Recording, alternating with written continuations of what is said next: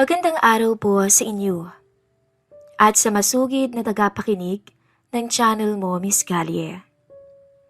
Matagal ko na talagang gustong isulat ito, pero siguro ngayon lang ako nagkaroon ng lakas ng loob para gawin to.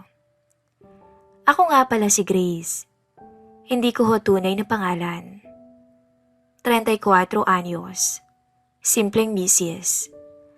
May isa kaming anak ni Rod, ang mister ko. Hindi niya rin po tunay na pangalan. Magsasampung taon na kaming kasal. Mabait siyang tao. Responsable, hindi sugarol, hindi lasenggo. Kaso, may isang bagay lang talaga na matagal ko nang hindi nararamdaman. Yun ang lambing at init ng kanyang pagmamahal. Alam niyo ba yung pakiramdam na parang kasama mo siya, pero ang layo-layo niyo sa isa't isa? Parang magkaibigan na lang kami sa loob ng bahay.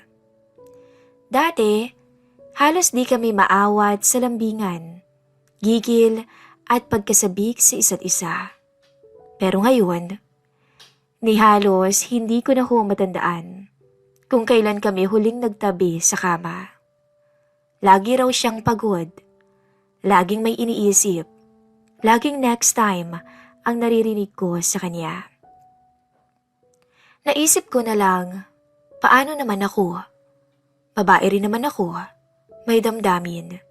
May pangangailangan. May puso at katawan na naghahanap rin ng haplos galing sa asawa. Hindi ko naman hinihingi araw-araw. Pero sana kahit minsan, maramdaman ko pa rin na gusto niya ako. Hanggang sa isang araw dumating si Kaloy. Binata pa. Mga 22 pa lang siguro ang edad. Pinsan siya ng kapitbahay naming si Aling Linda. Nakiusap ang ginang kung pwede raw muna siyang tumira sa likod bahay namin habang nag-aaral sa TESDA. Sabi ko naman, sige, walang problema. Basta't marunong sa gawaing bahay, ayos lang. Aaminin ko, unang kita ko palang ho sa binata. Medyo nahiya na ako sa kanya. Gwapo kasi ito. Maporma, medyo moreno, may abs, laging pawisan sa gawaing bahay. At isa pa, ang bait niya. Yung tipong marunong gumalang, laging may po at opo. Pero syempre, inalis ko agad yung maling nararamdaman ko para sa kanya. Iniisip ko baka epekto lang yun ng matagal ng panlalamig ng asawa ko sa akin. Pero habang tumatagal, lalo akong nilalapitan ng kasalanan. Tuwing umaga, si Kaloy kasi yung unang gumigising. Nagkakape na siya, minsan pinagtitimpla niya rin ako. Grace, gusto mo po ng kape? Sabay ngiti niya. Yung may dimples pa. Ewan ko ba pero kinilig ako nung oras na yon. Napamura nga ako sa isip ko eh. Isang araw habang naglalaba ako sa likod ng bahay, napansin kong sira yung gripo. Tinawag ko agad si Kaloy. Pakicheck mo naman to, Kaloy. Malakas yung tagas eh. Lumapit siya. Nakayuko sa harapan ko habang inaayos yung tubo. Doon ko lang napansin kung gaano katipuno ang binata. Nakasando lang siya nung time na yun at medyo basa pa ng pawis. Tapos napatingin siya sa akin bigla. Sabay sabing, "Nga pala, may problema po ba kayo? Pansin ko kasi parang ang lungkot-lungkot niyo palagi." Nagulat ako sa tanong niya. Hindi ko alam kung paano ko siya sasagutin. Pero sa totoo lang, gusto kong magkwento. Gusto kong ilabas lahat ng nararamdaman kong lungkot, galit at pangungulila. Wala, Kaloy. Pagod lang siguro. Sabi ko na lang. Pero, ang ganda niyo pa rin pala kahit mukhang pagod. Muli niyang sagot. Sa puntong yun, hindi ko na kinayang magpigil ng damdamin. Ginitian ko siya. Pero yung mata ko, parang may sinasabing pahiwatig. Hindi ko man diretsahang sinabi, pero naramdaman ko na parang nakuha niya. Simula noon, naging iba na ang tingin ko sa kanya at sa tingin ko, ganun din siya sa akin. Parang may koneksyon kami. Madalas na rin kaming magkasabay mag-ayos ng mga gamit, magluto, magkwentuhan, habang tulog o nakatutok sa cellphone ang mister ko. Dumating ang isang gabi, maulan, brown out, wala ang mister ko. Nag-overtime ito nung gabing yun. Ako naman, nasa kusina at nag-aayos ng kandila. Biglang dumating si Kaloy, basa siya ng ulan. Tita Grace, baka pwede po ako magpatuyo muna dito. Tumuloy siya sa loob. Nanginginig pa kaya parang naawa ako. Magpalit ka na ng damit, baka magkasakit ka. Sabi ko at inabot ko yung lumang t-shirt ng mister ko. Pagkatapos niyang magpalit mula sa CR, hindi ko alam kung saan ako titingin. Ang lakas ng kabog ng puso ko. Tumahimik ang paligid ng mga oras na yon. Walang TV, walang ingay, kundi tunog ng ulan. Tinitigan ko siya sa mata. Tumingin din siya sa akin. Tita, mahinang sabi niya. Alam ko hong mali pero may gusto talaga ako sa inyo eh. Dagdag pa niya.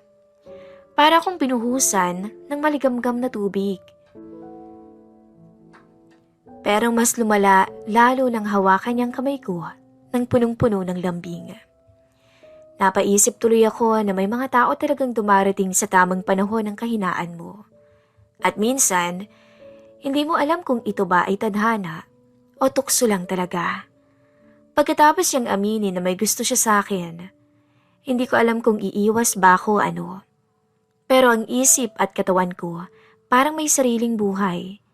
Imbis na magalit, imbis na sabing hindi yun tama, ang nasabi ko lang ay, Kaloy, hindi ko alam. Lumapit siya sa akin at hinawakan muli ang kamay ko. Hanggang sa tuluyang dumapo ang halik niya sa labi ko. At sa puntong yun, parang may kuryenteng dumaloy mula sa palad ko hanggang sa puso ko. Sorry po kung makulit ako, pero hindi ko rin po sinasadyang nararamdaman ko sa inyo. At hindi ko rin po kayang itago. Niyakap niya ako. Alam niyo yung yakap na walang bahid ng kabastusan. Basta't mahigpit na yakap lang na parang sinasabi, nandito lang ako.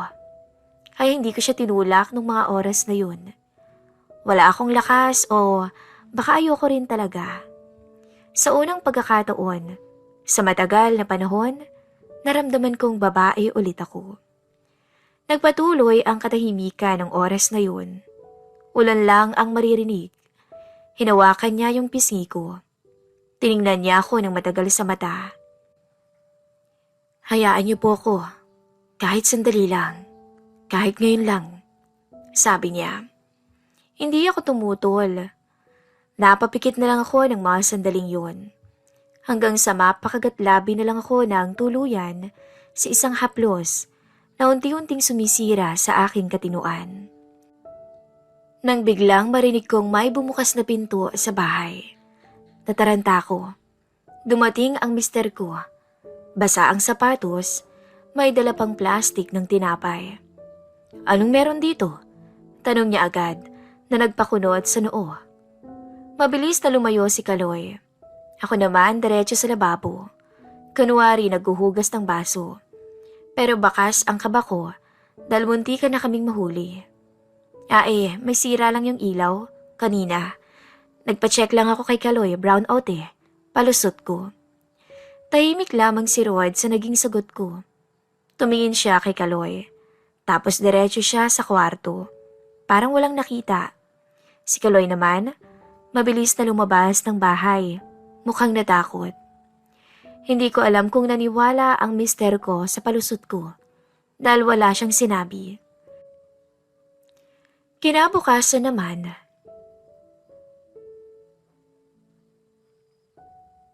hindi siya galit, pero mas tahimik.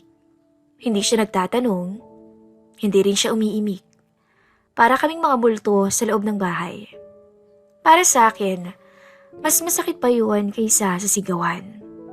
Yung tipong parang wala siyang pake kung may nahuli man siya o wala. Para bang wala na talaga akong halaga sa kanya. Pagkalipas ng ilang araw, hindi ko na nakita si Kaloy. Sabi ni Aling Linda, pinabalik daw muna sa probinsya. Hindi ko alam kung dahil sa gabing yon o may iba pa. Basta na lang siyang nawala nang hindi nagpaalam. Doon ko lang na-realize, hindi lang pala ako ang nasaktan sa pangyayari. Pati yata si Kaloy. Isang gabi habang nanonood ako mag-isa ng TV, nilapitan ako ng mister ko. Grace, sabi niya, may problema ba tayo? Hindi ako agad nakasagot. Kasi sa totoo lang, oo, ang daming problema. Pero ngayon lang niya tinanong. Rod, matagal mo na akong hindi kinikubuan. Hindi kinakausap ng maayos. Parang hindi mo ko asawa. Saad ko. Tumingin siya sa akin. May lungkot ang mga mata niya. Akala ko, ayos lang eh. Akala ko, sapat na yung ginagawa kong paghahanap buhay. Akala ko ikaw yung tipo ng asawang hindi naghahanap ng lambing. Sabay kaming napabuntong hininga. Rod, asawa mo ko. Hindi ako kasambahay. Hindi ako kahoy. Tao ako. Babae ako. At may pangangailangan din ako. Tumahimik kami pareho. Hanggang sa tumayo siya at lumapit sa akin. Hinawakan niya ang kamay ko. At sa tagal ng panahon, ngayon lang niya ulit yun ginawa. Sorry Grace. Bulong niya. Sorry talaga Han. Nag-iyakan kami nung time na yun. Parang pelikula. At sa likod ng luha ko, biglang sumagi sa isip ko si Kaloy. Hindi ko alam kung mahal ko na ba siya o kung naging tulay lang talaga siya para matauhan kami ng asawa ko. Sa puso ko, hindi ko maipagkakailang may naramdaman na talaga ako kay Kaloy. Pero mas malalim ang sugat ng pagsasama naming mag-asawa na kailangang gamutin. At doon, napagtanto kong minsan pala, ang mga tuksong dumarating ay hindi para sirain kaagad ang relasyon, kundi para ipamukha kung gaano na ito nasira. Matapos ang gabing iyon na nagkausap kami ng asawa ko, aaminin ko, parang may konting pagbabago. Nagsimula siyang maging maalalahanin ulit. Tuwing uuwi ako galing trabaho, may handa ng pagkain. Minsan, hinahatid pa niya ako sa terminal. Naging sweet siya ulit. Parang gusto niyang bumawi. Parang gusto niyang habulin lahat ng taon na naging malamig siya. Pero alam mo ba, kung anong hindi niya binanggit kahit minsan? Si Kaloy. Na hindi siya nagtanong kung ano yung nakita niya nung gabing umuwi siya. Na hindi niya tinanong kung ano ko. Ang lalaking yon. At bakit kami magkalapit? Parang gusto niya nalang limutin lahat at mag-move on. Hanggang isang araw, nag-message si Kaloy sa Facebook. Kumusta na po? Sorry kung bigla akong nawala. Pinabalik kasi ako ni nanay sa probinsya, pero araw-araw ko pa rin po kayo naiisip. Message niya sa akin. Nalaglag ang puso ko nang mabasa yon. Sa gitna ng pag-aayos namin ng asawa ko, heto ang binata at nagparamdam ulit. Naisip ko na lang, ang hirap pala talaga kapag dalawang puso ang dumudugtong sa atin. Isa, asawa natin, nakauna-unahan nating minahal. Kasama natin sa hirap, pero matagal ka nang iniwang emosyonal. Ang isa naman, ang taong dumating sa panahon ng kahinaan natin. Nagparamdam ng lambing, ng kilig, at nagpaalala sa atin na babae ka pa rin pala. Pero mali, diba? Mali pa rin. Kahit anong paliwanag, mali. Kaya ang tanong ko ngayon, masama bang naging masaya ako kahit sandali sa piling ng iba?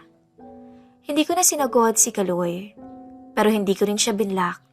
Nandun lang siya, naghihintay, minsan nagkukumustahan kami. Pero hindi ko siya pinapalapit ulit, hindi dahil ayoko, kundi dahil ayokong bumigay na naman.